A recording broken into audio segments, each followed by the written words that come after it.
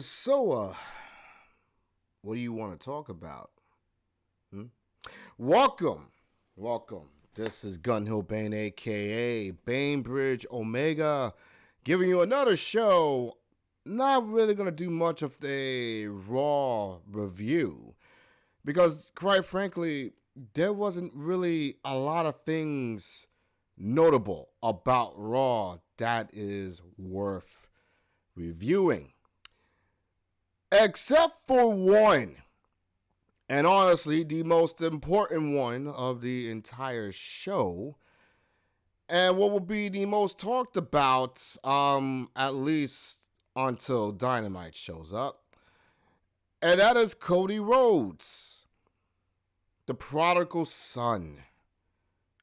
The man who left the WWE 6 years ago in order to find himself. And oh, did he, right? Went to New Japan, went to ROH, befriended the Young Bucks, created a brand new promotion together, and become the most hottest thing ever on cable television. He helped create that. And then he decided to come back to the WWE in grand fashion at Wrestlemania with the pyrotechnics and all. The American Nightmare has now returned home to where his father made it important in the WWE. So, watching that, I know that every single wrestling fan, especially every fan of the tribal companies, AEW fans and WWE fans, they were anticipating tonight. Well, past last night. They wanted to hear what Cody has to say. Would he put down AEW? Would he start bashing them on live television? I know that's what the AEW fans were worrying about, and I know exactly that's what the WWE fans were clamoring for, because they were in this little tribal war with each other, going back and forth, but more on that in a little bit. So we were all waiting to see exactly what Cody Rhodes has to say. So he opened up asking people what he want to talk about. And then he mentioned that it was 47 days since he became a free agent. And a lot of people, all of us, were wondering what was going through Cody's mind when he decided to jump ship to WWE. And then he told this compelling story about how he was 8 years old and he saw his father lifting up the WWF Championship at Madison Square Garden. And he asked his dad, I didn't know he was a champion like Hulk Hogan. And you know, he started breaking up and choking up when he was saying this. That his father told him with a stern look on his face, well, son, it's the champion's advantage, unfortunately. Even though I won the match, because I won it by countout, I couldn't take home the WWF title. And it was from that moment on, that kid decided that I'm going to be a pro wrestler so that one day I can be able to win the WWF Championship and present it in my father's hands and tell him to the space that no one can ever take that from you ever again. But of course, sadly, he died before Cody could make that dream come true. And he thought then and there that the dream died. Or did it? Because even though he cannot physically give his father the WWF Championship, he can sure as hell can wrap it around the waist of the American Nightmare. So Basically, his intentions was clear.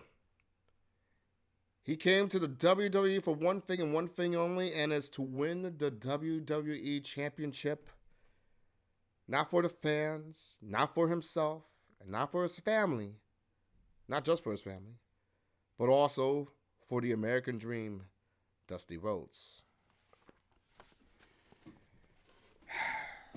You cannot ask for a perfect explanation to all of this going on than what Cody just talked about last Monday night. You know, for weeks and months, we were speculating what was the fallout between Cody Rhodes and AEW. Was it creative differences? Was it because, he wasn't getting paid CM Punk money? Was it because that, he was on the bottom totem pole now that they got Bryan Danielson and CM Punk and now, Samoa Joe, and he feels that his place is no longer needed, so he need to go elsewhere. Maybe that's slightly part of it, but the other part makes a lot of sense. His father's legacy has always been with the WWE. It's embedded in there. All of his father's greatest matches are in the company. When he talked about it was a personal matter that I didn't want to discuss in public, this is what he meant. Because his decision wasn't because of greed. It wasn't because he got tired of the company. It wasn't because of signing with the devil or anything that. He wanted to achieve the only thing that he could not give his father. He wanted to become WWE champion. And let's be honest with ourselves here. In any organization, if your goal is not to become the world's champion, what are you doing here? What is your purpose? And Cody Rhodes is far too young to be behind the scenes, behind the gorilla position and all that stuff. No. Cody Rhodes wanted to be a champion. A champion that can inspire people. Your champion. And I want to break this down into bare attacks here. Cody Rhodes shot himself in the foot in AEW. I know why he did it. I know his heart was in the right place. But to outright say that if I can't beat Chris Jericho, then I can no longer compete for the AEW championship, you pigeonholed yourself into becoming a mid-carder. During that time, you were considered the biggest star in AEW. And because of that stipulation, and because about who Cody Rhodes is, he wants to honor it. He didn't want to be a CEO of a company who just makes matches just so he can win championships. Honestly, from the very beginning, folks, how awkward would that be? If the CEO of the company, he builds a company and then builds a world championship title in which he becomes the world champion? That's very Jeff Jarrett-ish, don't you think? No. So he did it the right way. He wanted to make sure that the stars of AEW, the guys who are going to help build that company, they're the ones who get the shot at the championship. He came out with good intentions, but the trade-off is he works in mid-card titles. He physically had to build the TNT championship just so he can have the illusion of him winning that championship in AEW. And he had some memorable matches with that too. Brody Lee, Sammy Guevara, Darby Allin, even if it wasn't for the title, matches with MJF. The list goes on and on. Everything that Cody did in AEW was complete classics. Who wouldn't forget the big classic, the first ever steel cage match against Wardlow. And he climbed to the top of the cage and did a beautiful moonsault, crushing his big toe in the process, but didn't care because he wanted that moment. He wanted that moment that people could feel forever.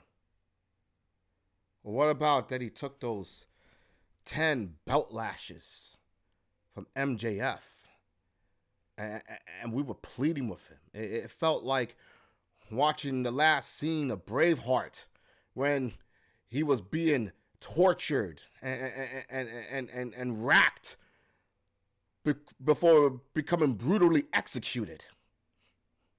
And we was there. We was there in that emotion.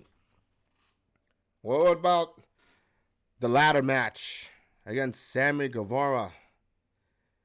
And he took that move of Guevara from the top rope. Oh, let's not forget how his wife set him on fire when he was facing Andrade, going through the table, which was lit up on fire because of his wife. He had skid marks on his back for weeks. For weeks. He did everything and anything he could to give you people that moment, that enjoyment that you was longing for. But he didn't get much praise as the time went on. There was an old saying, either you die as a hero or you live long enough for people to see you as the villain. And in the world of AEW, Cody Rhodes went from a hero to a man who was physically booed at every single arena that he walked in. And there was some miscommunication between him and the crowd. To him, it's because that we just didn't like him in his eyes. To us, the AEW fans, it was because we want him to become heel. We did have a gripe against Cody Rhodes at that point, though, right? His wife was very annoying. He always feels that she needs to inject herself into every segment on AEW. Cody Rhodes will start out a feud against somebody and then take weeks off, just to promote his show on TBS, the Go Big Show. And then come back, finishes the job, and then he kind of rinses and repeats. It's like, are you physically going to be wrestling for us, or are you just doing this as a stepping stone just so you can get yourself into Hollywood? And we, as wrestling fans, don't take too lightly to that. And then the boos keep on dropping because we felt that maybe, just maybe, this was all work. That because we remembered we remembered Cody's years when he was a bad guy in New Japan, and in ROH. He was very crass. He was very smug, and it worked. It worked well, That whole thing between him and Kenny Omega, that worked well. So we wanted that. We wanted that. But Cody didn't want it. He wanted to be a babyface. He didn't want to be a heel. We didn't think about it then. Huh? We didn't think about what was his true intentions are. And then in December of last year, he kind of said a little farewell to the AEW fans. And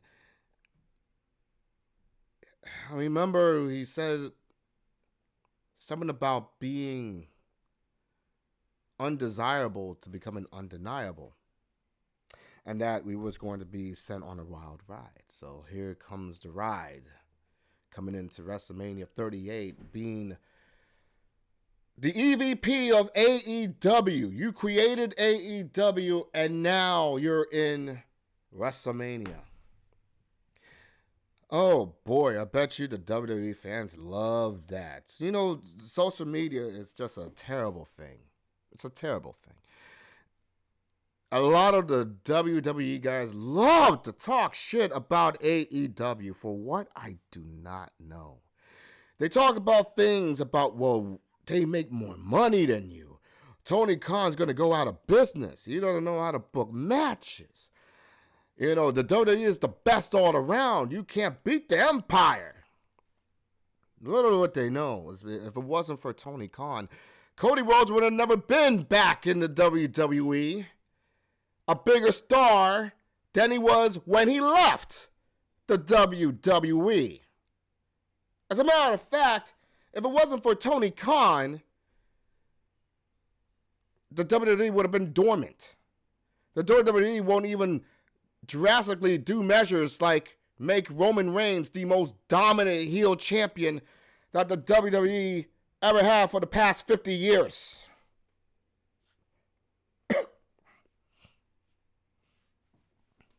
I mean, the changes that they have drastically made just to keep afloat. Excuse me.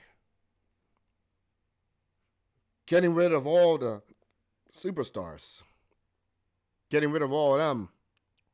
Trying to make changes. They changed NXT. They turned that into dog shit. All of it was because of Tony Khan's AEW. And Cody was at the helm of it. But now, the prodigal son came back. He's back with daddy now. He's back with the company. And a lot of the WWE fans were cheering it on because they're saying to themselves, well, hopefully now that once Cody's in the WWE, we could probably get MJF back. We could probably get Dean Ambrose back. We can probably get a lot of these people back. Because at the end of the day, it doesn't matter. Oh my goodness. I caught my throat, everyone. It doesn't matter who they are. They will always come back to the WWE. Excuse me for 1 minute.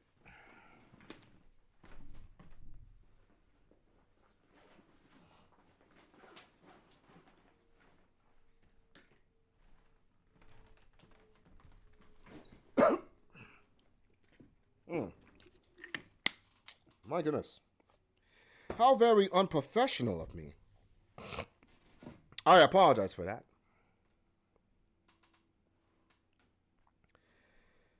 So now what? So now it's done. Cody Rhodes is now part of the WWE, and he is in a lucrative multi-year contract. He's going to be with the WWE for a very long time. We're not going to get Cody Rhodes back in AEW for the foreseeable future. So, is it a bad thing? No. Not by a long shot. You see, here's the thing. Tony Khan does not need Cody Rhodes. I mean, the writing was on the wall. When AEW first started their business, Cody Rhodes was at the helm of it. He was the main event star. It was him, it was Kenny Omega, it was Chris Jericho, and it was MJF.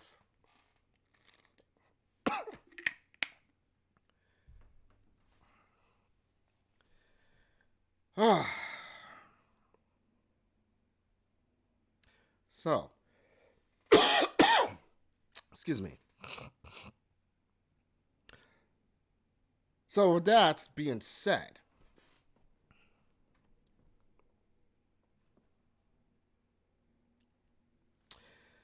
I have a feeling that maybe somewhere down the line,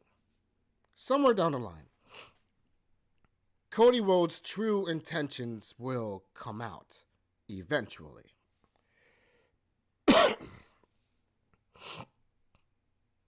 I gotta have to edit this. This is just ridiculous. I'm definitely gonna have to edit this. Oh well. Doesn't matter. The fact of the matter is, maybe, just maybe, Cody Rhodes is gonna make that bridge happen from the WWE to AEW. I mean, think about it. What if somewhere down the road we get a WWE versus AEW event? A cross promotion unlike any other. I mean, these two are the biggest money makers in the industry. Why not work together? Why not work together and create something magical? Let's see a Roman Reigns versus Kenny Omega. I mean, let's see an MJF versus Miz. Let's see Darby Allin, I'm losing my train of thought here. Thank you, guys. Let me just go back to this. Maybe this is a bridge that can bring a lot of people together. But in terms of Cody Rhodes and in the WWE, this is the perfect scenario. This is the perfect scenario for the WWE to be in. They need Cody Rhodes. Right? They need Cody Rhodes. They don't have a lot of main event stars anymore. Roman Reigns is their main event star. And after now defeating Brock Lesnar, there is really no one left. What is left for Roman Reigns to conquer? Well, what's the next program? A Drew McIntyre? Really? Does anyone care for that? No. At least I don't. What else? Who else? There is nobody. He basically pinned almost every single superstar that can possibly think of. AJ Styles, Bryan Danielson, Cesaro, Brock Lesnar, Seth Rollins. Every superstar that Roman Reigns has faced, he has successfully defeated. And it's been going on since 2019. He hasn't been pinned since December of 2019. What's that, 173 days? Give or take? That's impressive. That's Bruno Sammartino status. Or at least that's on the way. So who do you think is going to be the guy to just take him out? Who do you think is going to be the guy to finally beat the unbeatable Roman Reigns, win the WWE Championship, and become the ultimate babyface of the company? Cody Rhodes. Cody Rhodes. He is that guy. And they have made it perfectly clear that this is the build that they're going on. How far are they willing to take it? I don't know. A lot of people are saying by SummerSlam. I could see a scenario that Cody Rhodes wins Money in the Bank and then cashes us in on the hottest party of the year against Roman Reigns. Big main event feel, and he finally does it. He finally wins the big one. That makes a lot of sense. I think we as wrestling fans should just be strictly wrestling fans. This is the greatest time to be a wrestling fan in ages. We've been waiting for captivating television to happen like this. And a lot of people are sad of the fact that the leader of the company, Cody Rhodes, has gone to the enemy, per se. But I want you to think about this. The WWE themselves were incapable of creating stars of their own that could be huge box office attractions to step up against Roman Reigns.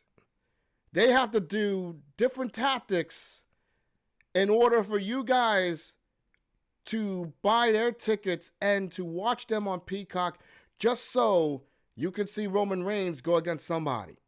They have to bring old legends like Brock Lesnar and Bill Goldberg.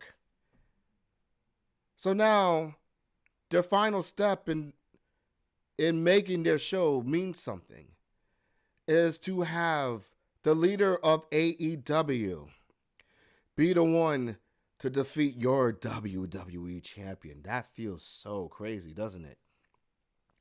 It takes an AEW EVP to beat up your biggest star and to bring the WWE to greater heights. I can't believe it. I can't believe it. So it's a win-win for both sides. And for those wondering, what does TK have in store next? Well, I'll definitely talk about that tomorrow. But one of those plans includes Samoa Joe. And he's going to speak this Wednesday night. So, we'll be okay. But it was fun. First off, thank you for listening to my situation, right? If you like what you're hearing, if you have comments regarding it, like, subscribe, post comments, more at least give me some views. I like views. So the more views you put up, the happier it will make me, so I can put out more content like this. And I will be back here.